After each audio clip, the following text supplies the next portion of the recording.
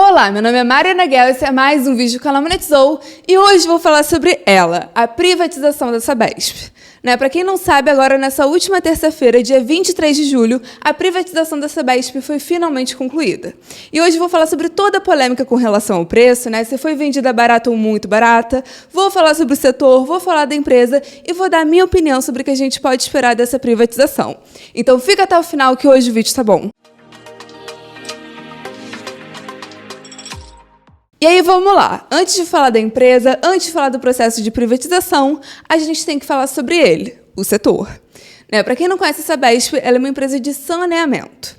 E qual é a questão do saneamento aqui no Brasil? Ele é extremamente subdesenvolvido. Ele é um setor que precisa evoluir urgentemente e que, se tivesse investimento, poderia mudar a realidade do país e mudaria a qualidade de vida do mais pobre. Para vocês terem uma ideia, segundo o IBGE, em 2022, 76 milhões de brasileiros não tinham acesso à rede de esgoto, que seria equivalente a 37,5% da nossa população. E aproximadamente 10 milhões, que seria equivalente a 5% da população, não têm acesso à rede de água. E assim, esses números já foram muito piores. Eu coloquei aqui um comparativo de 2010 com 2022, para vocês verem que sim, teve uma evolução, mas ainda estamos muito longe da meta que foi estabelecida no Plano Nacional de Saneamento Básico, que fala que o percentual da população que não tem acesso à rede de esgoto tem que diminuir para 10% até 2033, e o percentual da população que não tem acesso à rede de água tem que diminuir para 1%. E por quê? Como que o saneamento no Brasil é tão subdesenvolvido? A gente está falando de um problema do século XIX que até agora o Brasil não conseguiu resolver.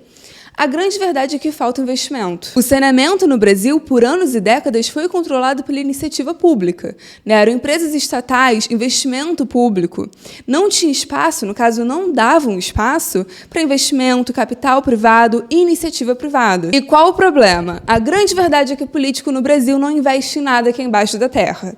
Entre investir em saneamento e trocar um asfalto, colocar uma nova ciclovia, o político no Brasil ele sempre vai escolher o que é mais vistoso, o que vai garantir mais voto. Então, sim, historicamente, o saneamento no Brasil sofreu muito com falta de investimento. A partir de 1995, com a Lei de Concessões, você até teve uma abertura para a iniciativa privada no setor. Alguns municípios conseguiram atrair investimento privado por meio de concessões de serviços de água e esgoto para empresas do ramo, o que levou, de fato, a um aumento no investimento, na melhoria da qualidade desses serviços. Mas, mesmo em tese, tendo essa abertura legal, na prática era muito pequeno. Até 2020, para vocês terem uma ideia, só 5% dos municípios tinham dado concessões para a iniciativa privada. Por quê? Porque, apesar de ter resultado, apesar de ser observável que a iniciativa privada melhorava a qualidade do serviço, apesar disso, para você dar concessão para uma empresa privada, tinha que ter um extenso processo licitatório, enquanto para você dar para uma empresa pública era muito mais fácil. Você conseguia fazer um simples acordo, chamado contrato de programa. Então, as empresas privadas e públicas não competiam em pé de igualdade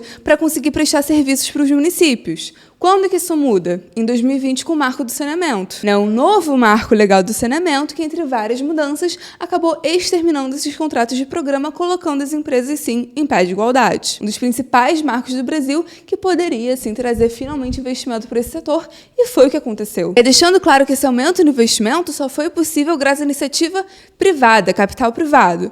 Seja via PPP, parceria público-privada, ou seja via concessões plenas, privatizações, realmente uma empresa privada atuando 100% na prestação de serviço. E aí, ok, óbvio que essas empresas não estão fazendo isso por amor, elas estão colocando dinheiro, elas estão investindo, pensando no retorno que elas vão ter, pensando no lucro, mas é aquilo, é um comércio, você dá e você recebe. E a gente está falando de um setor que historicamente foi desprezado pela iniciativa pública, que não teve investimento da iniciativa pública, então o mercado está entrando para ajudar. Então, assim, esse foi um resumo bem resumão sobre a história do saneamento no Brasil, sobre o mercado de saneamento brasileiro.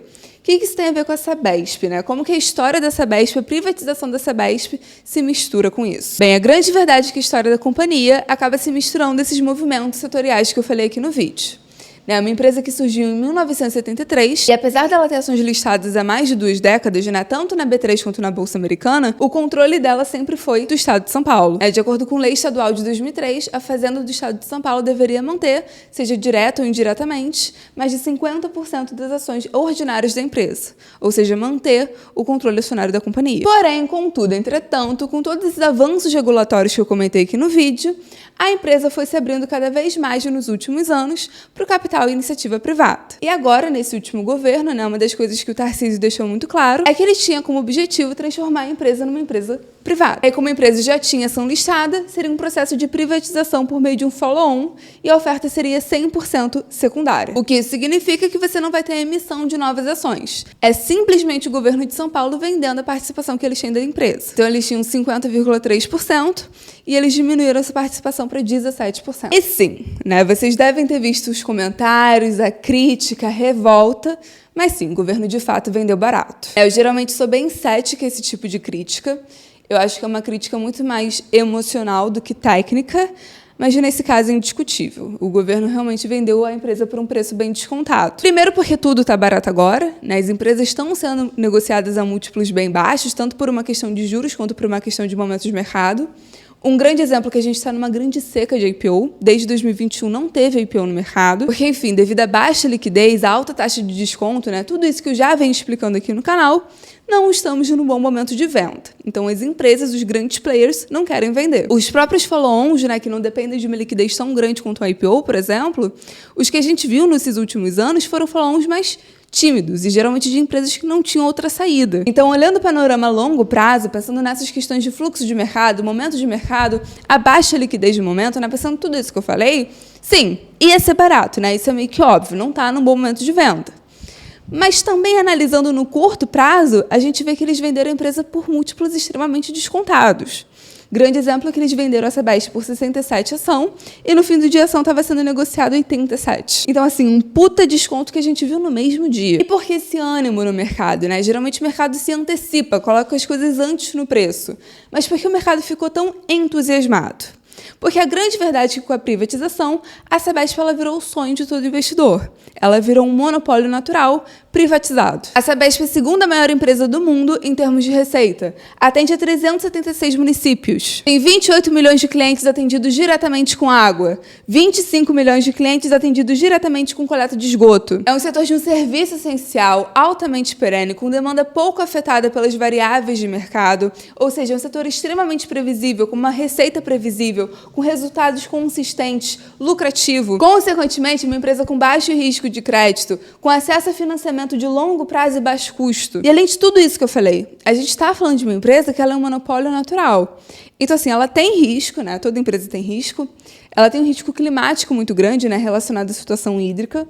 Ela tem um risco regulatório também, né, que é uma variável que ela não consegue controlar, por exemplo, mas de forma geral um risco baixo. De forma geral, a gente está falando de uma empresa que é de um serviço essencial, que é de um setor perene e que é monopólio, não tem concorrência. E agora que ela foi privatizada, e aqui eu não estou colocando nenhum juízo de valor se eu discordo ou concordo, mas agora que ela foi privatizada, parte dos riscos que ela tinha como empresa pública, que descontava no preço dela, que o mercado automaticamente descontava, de risco de governança, de risco político, do Estado ver a empresa com uma função social. Como empresa privada, você não tem esse incentivo no head da empresa, você não tem esse incentivo na gestão da empresa. O único incentivo que essa empresa tem é gerar valor para o acionista. Que valor é esse? Quando a gente fala de gerar valor para o acionista, eu estou falando do quê? Eu estou falando de mais lucro, estou falando de mais caixa, mais dinheiro entrando, que, enfim, no longo prazo isso tende a se igualar. E aí, vamos lá, como aumenta o lucro e como aumenta o caixa, né? Como que eu gero mais valor para o acionista? Que é isso que agora a empresa está pensando. Ou eu corto custo. O que é cortar custo? É demitir gente. Resumidamente é isso. A empresa já falou que vai fazer isso, inclusive. E assim, deixando claro, não estou dando a minha opinião a falar isso para vocês. Estou falando uma coisa que é fato. Uma coisa que está no discurso da empresa, uma coisa que está na planilha de Excel do analista que está analisando agora essa privatização. Eles estão olhando para isso e pensando, a Sabesp é uma empresa que tem 10.600 funcionários e a empresa está falando quanto desse percentual ela consegue cortar. É isso. Essa é a primeira análise que a empresa está fazendo. E, além disso, sem ser cortar custo, a outra forma que eu consigo de aumentar lucro e caixa é aumentando a receita. Só que aqui vem um problema que precisa ser dito. Se eu falo de um monopólio natural, eu estou falando de um setor, eu estou falando de um ambiente econômico em que o ofertante tem mais força que o consumidor. Então, do ponto de vista econômico, do ponto de vista de regulação econômica, Eu não posso olhar para isso como se fosse simplesmente um cenário concorrencial perfeito, né? Um mercado de concorrência perfeita, porque não vai ser. Se eu deixo isso livre, o meu monopolista ele consegue colocar essa tarifa na puta que pariu e meu consumidor não vai ter o que fazer contra isso. Como eu falei, é um serviço essencial. A demanda é extremamente inelástica. Então, a partir do momento que a gente fala de um monopólio natural que foi privatizado, eu tenho que falar assim de regulação econômica, no sentido que esse agente não vira um agente abusador. Né, que a partir do momento que o único incentivo que ele tem é gerar valor para acionista, que teoricamente é um bom incentivo. É uma empresa lucrativa, é uma empresa saudável, ok. Mas a partir do momento que a gente fala de um monopólio natural, eu tenho que cuidar para que isso aqui não estresse o outro lado da moeda também. Porque o outro lado da moeda, ele não tem força nesse tipo de mercado. E o governo sabe de tudo isso que eu estou falando aqui. Eles entendem que isso é um problema. Então, uma das coisas que foi discutida durante a discussão da privatização da companhia foi justamente como mitigar esse aumento de tarifa. Porque, ok, com a privatização da empresa, ao trazer iniciativa privada para essa companhia, como eu falei, você coloca investimento, você coloca um lado que estava faltando. Era um setor que não tinha investimento adequado. É um setor que é extremamente subdesenvolvido. Isso tem que mudar, sim. A iniciativa privada aqui tem que ser colocada, sim. Mas você também não pode soltar a mão disso, não pode não regular e simplesmente cagar para o outro lado da moeda. E aí vale comentar, inclusive, que eu vi muita gente compartilhando a notícia de que a tarifa vai cair, falando como se fosse algo da privatização. Como se entrou agora um agente privado, então automaticamente o preço cai. Não, gente, não é assim. Isso está sendo financiado pelo governo de São Paulo. Então, repetindo, iniciativa privada tem que estar nesse mercado, sim, mas a partir do momento que a gente fala de monopólio natural, também tem que ter regulação. E aí, quando eu falo de uma boa regulação, não estou falando no sentido de colocar um preço teto, de fixar um preço e desprezar, não, mas simplesmente de acompanhar para você não deixar o consumidor também sozinho numa luta que ele vai perder. O vídeo foi esse. Se você gostou, deixa um comentário, se inscreve no canal, dá o seu like e até o próximo vídeo.